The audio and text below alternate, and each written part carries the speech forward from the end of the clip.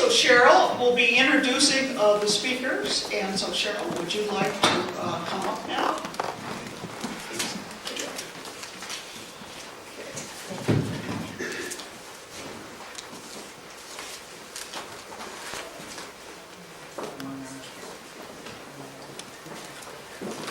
Well, good morning, and you made it, and we are so thankful that you're here today. As was mentioned, I'm Cheryl McKeever and your moderator, but we have in our company a distinguished guest. Dr. Michael Doughty is currently serving as the Deputy Superintendent of Monroe No. 1 BOCES. There's two in Rochester. He is a graduate of SUNY Geneseo, where he has received his bachelor's degree in elementary education with a concentration in mathematics. Maybe I need to stop and see you. After completing his master's degree and certificate of advanced study at SUNY Brockport, Mike became the principal of Warsaw Elementary School, Warsaw, Wyoming County. Formerly, he was principal of Thornell Road Elementary School in the Pittsburgh Central School District. Dr. Doughty earned his doctorate in education from the University of Rochester. He is an adjunct professor at the University of Rochester, where he teaches courses in educational leadership. He is also a member of the board of directors at the Rochester School of the Deaf. So without further ado, because he has a plane to catch, let's all welcome Dr. Doughty.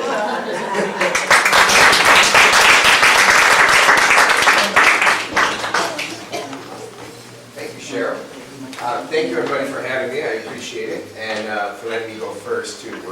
A few of us are headed to New York City for the State School Boards Conference. Can you use the microphone? I certainly can, if you'd like. So we're headed to New York for the School Boards Conference, so that's why I have to take off early, so thank you very much. So it's my job to give an overview, and hopefully there's not too much duplication among us, and you have some fantastic materials in your folder, which is good, and I'll kind of reference some of those as we go. I received this campaign mailer the other day at home. So we have candidates running on a platform of Common Core failing our children. That was the backside of it. I took the candidate's name off just because not him, anyway. But isn't it interesting? It's like a big, thick book. It's all crossed out. It's bad. So that's my daughter in the car the other day, and this is when she asked me what I was doing on Saturday. I told her I was giving this presentation, and that's what she said to me. The Common Core is ruining our school. So I said, honey, really? I mean, let's talk a little bit about this. You know, are higher standards really bad? I mean, think about when we had seat belts and we had lap belts, right? And then we got shoulder harnesses. That made it better, right? Higher standard. Now we have airbags. So higher standards aren't necessarily bad. And I think what happens is, and this is the conversation I had with my 12-year-old the other day, said, Emma, what you need to understand is that there is a difference between standards and curriculum. Standards are what we expect everybody to do. That's at the end, that's the goal. We want students to understand and be able to do what? Now the curriculum is what the district does at the local level. The learning experiences, the actual content that the district designs in order to get students to that goal, to meet that standard. And I think it's important to remember that curriculum has always and will likely always be a local decision in New York State. We have 700 school districts, and a state curriculum, not a chance. We'll talk about implementation and some of the things that kind of went wrong. The bottom line is that it's about choices, and districts get to make a lot of choices. Boards of education get to make choices, administrators, teachers, there's a lot of choice. And I think some folks have confused standards with curriculum and think that they don't have any choices anymore. Part of that has been the way things have been rolled out. And I think where the state had a huge misstep, now I gotta be careful because my boss reports to the Commissioner of Education, but we're safe here, right? And maybe it's door or something. So it's a, I don't know. it's like is that from that computer? It is. It's come around. Good, yeah.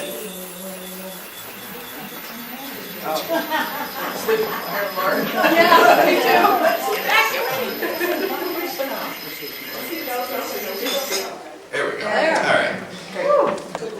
So the standards are set by the state. The state adopted the standards. And what ends up happening is that, or what the state did was they created curriculum modules to help districts, to give districts examples of things that they could use. Unfortunately, some districts interpreted that as a curriculum and decided to implement exactly what the state put out there as examples without making it their own or without tailoring it to their local needs and the experiences of their students. So as a result, Common Core standards got equated with curriculum modules. So when you hear people talk about those things, they often talk about them as interchangeable ideas or things, and they're not. They're very different. Standards are different from curriculum. If you leave here with anything from what I said, I hope that's the nugget you take away, is that standards are different from curriculum. I look at standards like a blueprint. So you could have you might give two different builders the same blueprint, and at the end you expect the same house by those two different builders, but they may approach things in a different way, or they may approach things in a different order. Some might put floors in before walls, or might paint things at different times, but at the end of it, you end up with the same house. I think that's the best metaphor I've found for it. And what are these standards for? I think when you look at all the information, they say these are the Common Core learning standards or Common Core state standards for college and career readiness. That's what we're headed toward at the end. And what college and career readiness means, we could spend, I don't know, a month talking about that and probably still not come to perfect agreement. But it does mean that we are able to send students off to college and or career ready to do what they need to do in their next stage of life. What it means to me, these are my two children, Emma's 12, Paige's 8, and this is a house. It's not my house. That's the basement. There's my children. I don't want them living there. That's what college and career ready means to me. And that's interesting because, according to Pew, from last couple years ago, 36% of people, millennials in that generation, I can say that generation, are living at home. Now, it's a little skewed because that includes kids who are also in college. We consider them living at home, but also doesn't mean it. So that's still a pretty big number. And I think, and if you think about in this country, in this state, and in this region in particular, we do a really good job of sending kids to college. That's often how we measure the success or the medal of the school district. We send a lot of kids to college. But what happens when they get there? Well, in two-year schools, only 29% of students who go to two-year schools complete within 3 years. What percentage of kids who go to four-year schools do you think complete within 6 years? Any thoughts? Oh, you're so pessimistic. So 56% of students make it out of four-year schools within 6 years. So a little more than half, I don't know. We could also have a very long and I'm sure lively discussion about whether or not everybody needs to go to college, especially in these times. We at the BOCES, one of our biggest areas is career technical education. When I talk to the students who are in cosmetology or welding or auto collision, for the most part, they have a plan. Some of them are learning the trade and want to go to college, and you're going to use that trade as a way to work through college. Other kids, that's what they want to do. They don't want to go to college and incur $250,000 of debt to earn a bachelor's degree in sociology and come out and have trouble finding a job. Speaking of jobs, the unemployment rate for people 16 years and older, so if you don't have a disability, it's actually a little lower now, it's almost 9% is the unemployment rate. If you have a disability, it's over 16%. So when we think about how we need to prepare all of our students, this one really stands out for me. So, why the Common Core standards? Well, I was an elementary school principal, and I would characterize, and I won't use names, I'll protect the guilty, but I would characterize several of the teachers that I supervised over time as implementing what I would call a Julie Andrews curriculum. Kind of a few of my favorite things. We'll do the Apple unit, because I really like the Apple unit. Or we'll do dinosaurs 3 years in a row, just because, the kids really like it. They just like it. Or I had a good one. In second grade, the teachers loved this unit on mummies. And the reason they did the unit was because it had a really cool story in the basal reader. So we're going to do that. Nothing to do with the district curriculum or the state standards. So here's a way for us to, an opportunity really, for us to make sure that regardless of which classroom you're in or which zip code you live in, you are still, as a student, having a similar experience and being held to the same high standards. Here's just a map of who's adopted the Common Core. So the ones in green are the ones who've adopted. And there's only a few you can see who haven't. Texas, they got their own stuff going on. So a couple myths and facts about the Common Core. So now, what's envelope number 1? Okay, could you open that up and read it for me?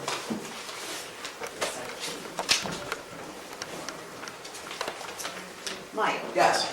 someone told me that adopting common standards will bring all states' standards down to the lowest common denominator, which means states with high standards, such as Massachusetts, will be taking a step backwards if they adopt the standards. Is it true? I'm glad you asked. That's a great question. Actually, that's a myth. So the standards were based on and created based on the highest standards from the different states. What is envelope number 2?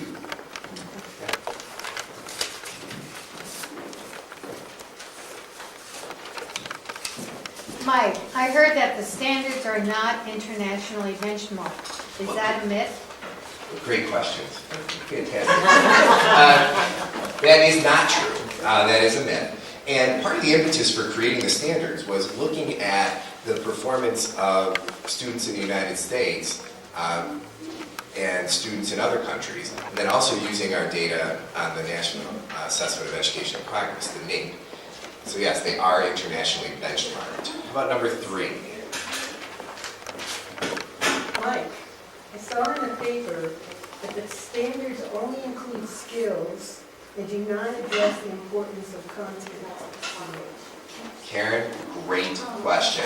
That is also a myth. Now, there is no, and this is where I think it gets a little blurry because people think, well, there's a recommended reading list in the ELA standards, so we have to do that. Not true. But the standards do provide examples so that teachers and administrators and curriculum writers can understand what types of material would help students to meet those standards. We have that age-old debate in education. Is it about the process or is it about the content? Well, it's about both. Because you can learn how to learn all day long, but if you never know anything, who cares? Thought number 4. Mike, my friend is a teacher, and she said that the standards are just vague descriptions of skills. They don't include a reading list or any other similar reference to content. Is she right? No, she's not right.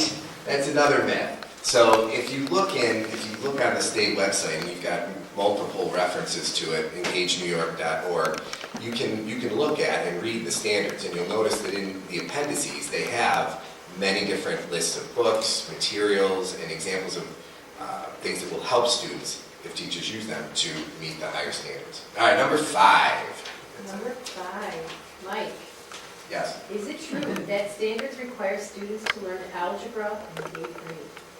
As a former high school math teacher, this one is it's a big one for me. It is a myth. It doesn't require that they take algebra in 8th grade or learn algebra, but the idea is that if they go through grades K through 7 of Common Core math, they'll be prepared to take algebra in 8th grade. So our Secretary of Education said this way back in 2011 as districts and states were adopting the Common Core standards. He was very clear that this is not a national curriculum.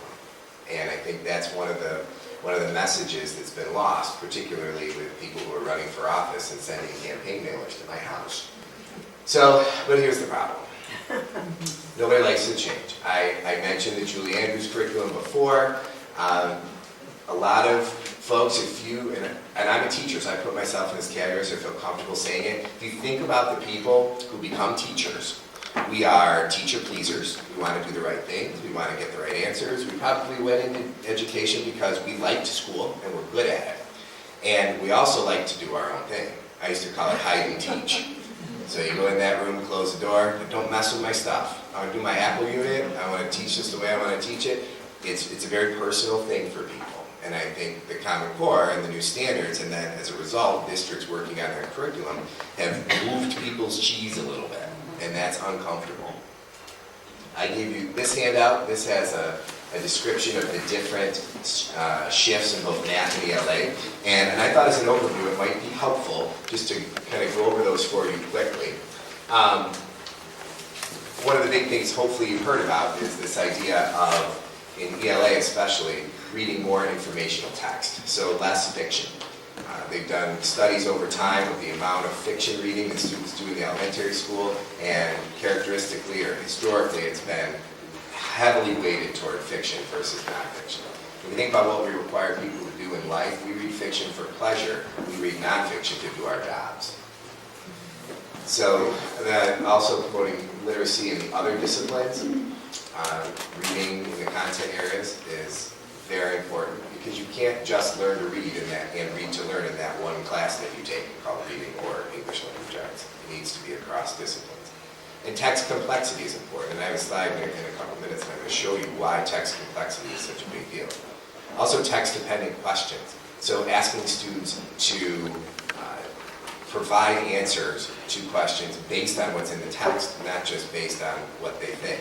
You know, you don't often see on a job application, a writing prompt that says something like, write a compelling narrative of something that happened in your life recently. So people don't care. No, employers don't care about your opinion. They want to know what you know and what you can do. So really focusing more on nonfiction and using evidence in your writing and creating arguments in writing. And then finally, building academic vocabulary. We know, especially when we're dealing or working with students of poverty, that that's often a huge gap. This idea that there's a different lexicon and a different vocabulary in school than there may be at home. And that's often a barrier for students in terms of learning and moving ahead. So here's a question, and I took this off of one of the recent Common Core exams, and I'll have you take a look at it.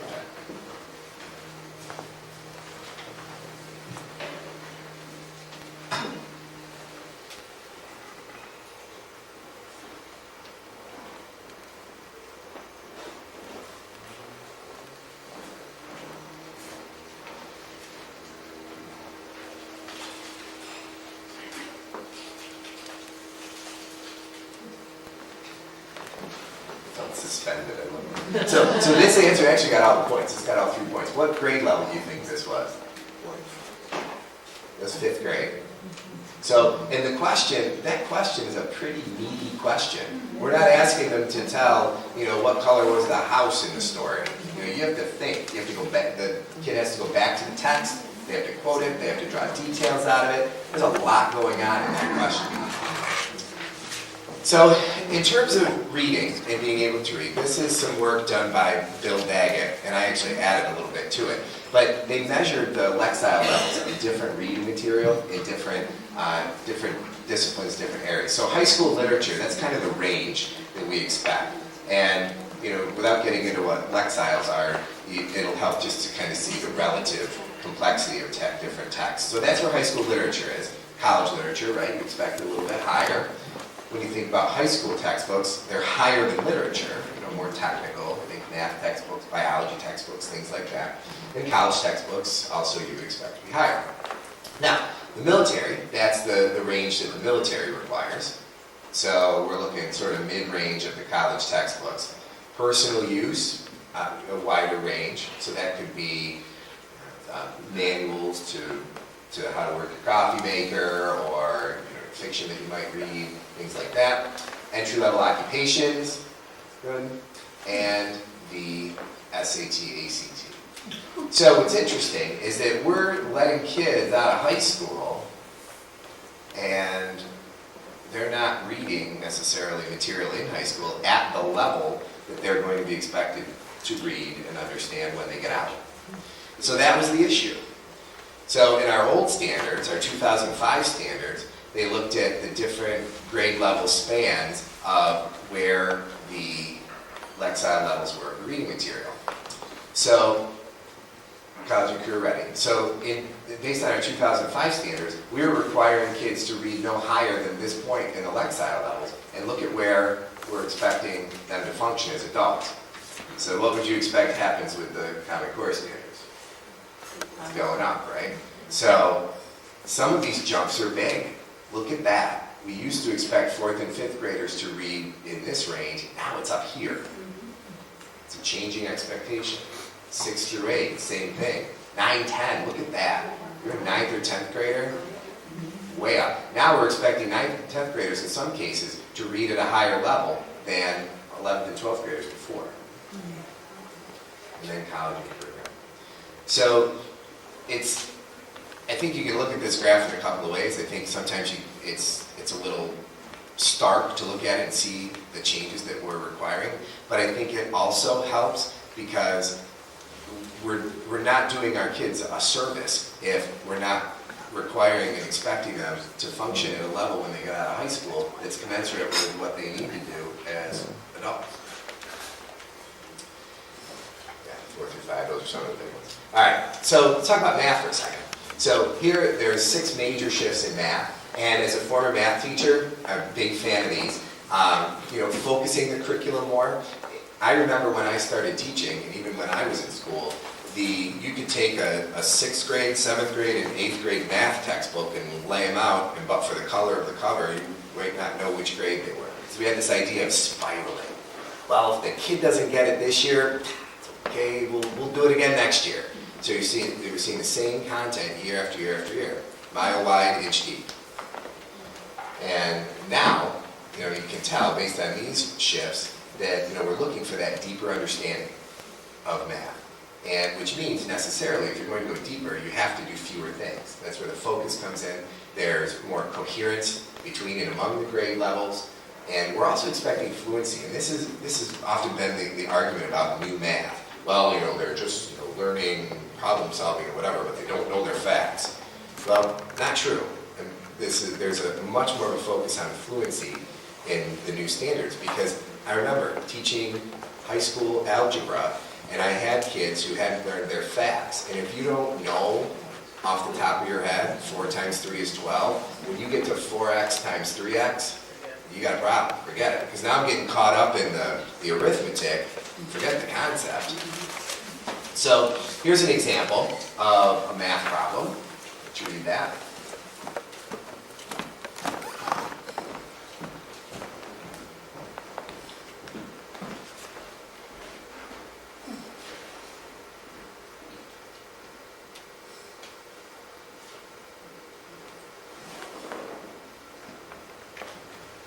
So it's requiring an application of math beyond just, solving this problem.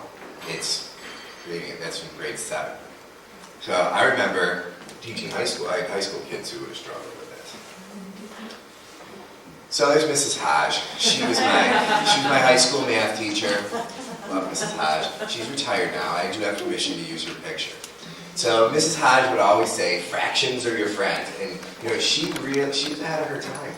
Mrs. Hodge was, because there's a huge focus on fractions in the Common Core standards for math. So if you can't do something like this, these equations or these expressions, you'll have a hard time doing things like that, which are questions from the recent Common Core algebra exam. So you have to have that fluency with operations, not just with whole numbers, but with fractions. Big deal. These are, now, it's probably tough to read this from the back, but just to illustrate how there's been more of a focus with the Common Core standards. So in this row, this is the number of standards per grade level in our 2005 standards for grades K through 8. So in the old days, we used to have 56 different content standards in grade 1. Now with the Common Core, there's 25. So we've significantly reduced what we're requiring students to learn at each grade level with the idea that they will learn it and they will be able to go more more deeply in focus. In grade 5, 67, now 40, and 64, it used to be in 7th grade and now 43. And you can see we're not doing ratio and proportion until students get to 6th grade. But notice, now we've stopped with some of these other standards. You know, numbers and operations in base 10, we expect kids to know that by the time they get to 6th grade. We expect them to be able to understand and operate with fractions. We're not teaching it anymore. So that's a shift because, like I said before, the thinking used to be, well, we'll just catch it next year. No, you got to know it now. So what happened when we assessed? You probably saw the newspaper headlines. When we did in spring of 2013, we had our first round of K through 8 Common Core ELA and math assessments. And we were the first state to go down this road either. Kentucky was the first state, and their Commissioner of Education was masterful with the PR around it. Before they even gave their new Common Core assessments, he went out and made a big deal about how, you know, we expect there's going to be a drop in these test scores. It'll probably be like 30%, you know, because we're changing the standards, we're moving the target. And then, great, then they gave the assessments, and the drop was only 27%, so we came out and celebrated. Look how great we are! We only dropped 27%. Well, there's our buddy, Arnie Duncan. And you probably saw this quote or remember this one.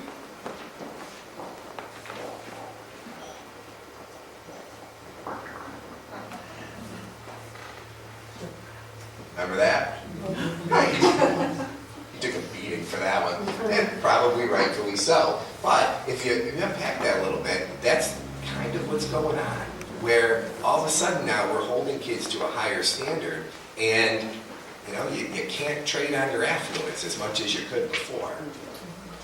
And just by way of data, I just thought this was fascinating. So when we gave these tests last year, or 2 years ago, so in this is data for, and this is a big, broad brush I'm painting with here, but I took all of the students, or all of the exams that were taken in this region. So the 2 BOCES, one BOCES, Monroe, 2 Orleans BOCES, and all the exams that were taken were just almost 71,000. So to cut that in half, that's the number of kids. It's about 35,500 kids took exams. And what I did, well, I'll show you more in a second. So that was the proficiency. So we only have 42% of them proficient. Now you're talking about high-performing suburban districts who are used to having 85, 95, almost 100% proficiency, scoring a 3 or 4 on the test out of 4. So that was a little bit of a shock. You know, tried to get that out there, tried to let boards of education know, the public knows it's going to be a drop. Check that out. So Gen Ed, if you take out the kids with disabilities, so 63,000 now, the average goes up as you would expect. Any guesses on how the students with disabilities did? What their proficiency was, or average passing? I considered I'd want to do better. Yeah, it does. Depends on the kid, certainly. But of the 7,500 students who were identified as having a disability, or exams that were taken, only 6.63% of them were proficient, scored a 3 or 4. So, I also looked at some data that I thought was interesting. If I took the average proficiency for a district, so got one number per district, again, really broad brush, and then graph that against the free and reduced price lunch rate, what do you think happened? You betcha. There they are. Each dot's a district. There's the trend line. The correlation was almost perfect, almost 1. So what I tell people is you want higher scores, get richer kids. It is not the answer. And I think what we need to do is we need to pay attention to this. And I think oftentimes we ignore the effects of poverty on achievement. And we just use it as an excuse instead of a way to inform how we're doing what we're doing. So what's happening next? Well, districts are continuing to implement. We're in really the 2nd year, we're actually starting the 3rd year of the Common Core assessment. And I think it's kind of the dirty little secret that teachers and administrators really do appreciate having a reason to up the ante a little bit.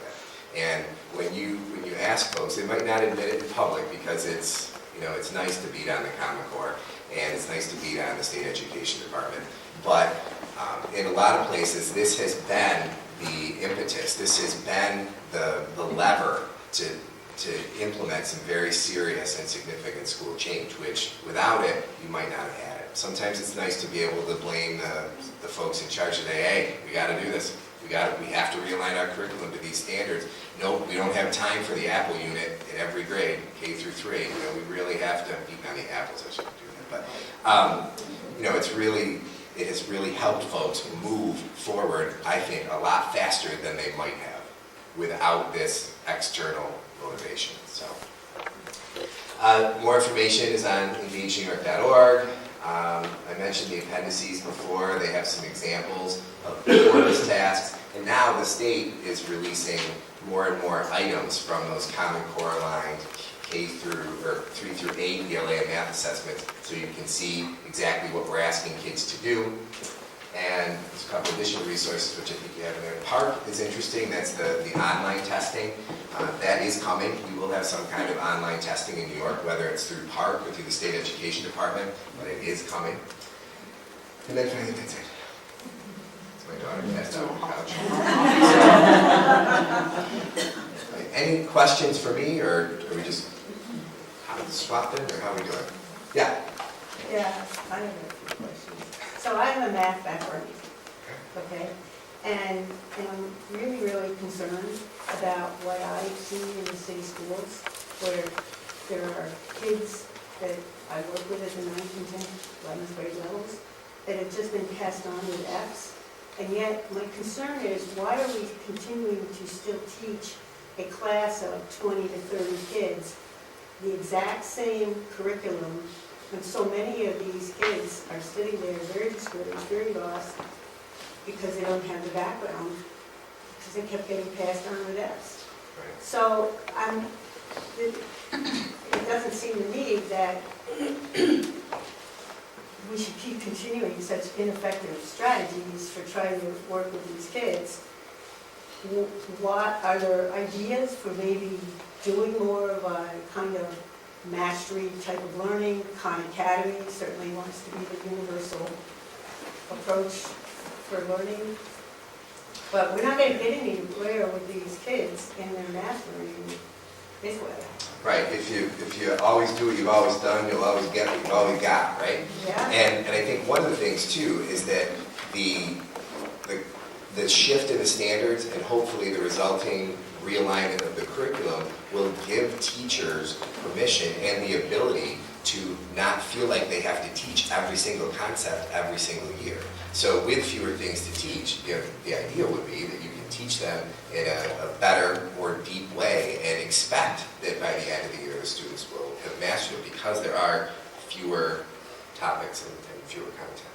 So yeah. Thank you. In order to keep on time, we have to bring down Dr. Doughty's computer and bring up Dr. Gill. So he can take another question in a few minutes. Why don't you go ahead and take that down? I'll get out of the way. And let Michael bring his up, and then maybe we'll have time, because he won't be here for the panel discussions yet. So we'll right here. Thank you for the doctorate too, by the way, I appreciate that. That's pretty cheap as well. Still paying off my bachelor's degree. Oh, great. And since Dr. Doughty, he had one question in the back. Sure. Yes, I'm curious if you may or may not know the answer to this question. What is being done at the higher educational level to prepare new teachers around Common Core? I think it's mostly denial and gnashing of teeth. I'm kidding. I'm sure, like every place else, it depends on the institution. I know we've done, as a BOCES, both BOCES actually have worked pretty closely with the teacher prep programs in the area to try to share, especially in the early days of the implementation of the standards, of what we were learning from the state and trying to bring it back.